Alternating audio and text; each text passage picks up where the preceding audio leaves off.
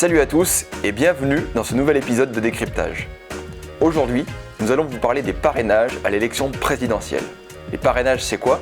Ce sont des signatures indispensables pour qu'un homme ou une femme soit candidat à l'Élysée.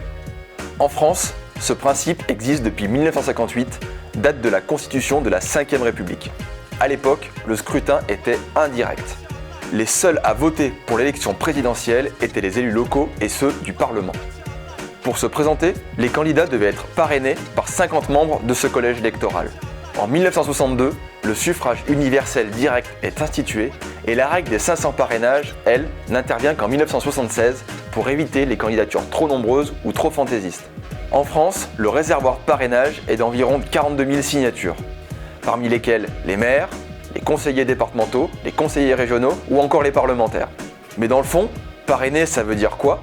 Jean-Yves Flochon, maire de Césaria et président de l'association des maires de l'Ain, répond à cette question.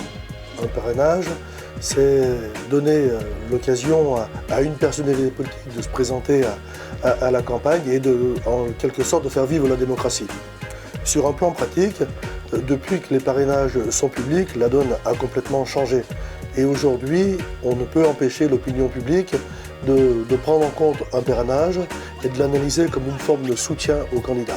C'est aujourd'hui une des difficultés majeures dans cette organisation. Dans un village, on dit voilà, s'il y a un maire qui donne un parrainage à Anne Hidalgo, ça ne va pas forcément faire plaisir à toute ma population, donc je préfère pas la donner, parce que j'ai toujours dit aux élections que je n'avais pas de... j'avais une position de maire qui était neutre sur un plan politique, et si je donne l'impression de m'être engagé à droite ou à gauche, sans parler des extrêmes, c'est aujourd'hui quelque chose qui rend plus compliqué la position des maires. Depuis l'élection présidentielle de 2017, la liste des élus ayant parrainé des candidats est rendue publique. Pour certains candidats, notamment d'extrême gauche ou d'extrême droite, il est plus difficile de réunir les 500 parrainages car certains élus n'assument pas leur position ou ont peur de se voir coller une étiquette. Pour cette élection, Éric Zemmour, Marine Le Pen ou encore Jean-Luc Mélenchon veulent changer les règles du jeu.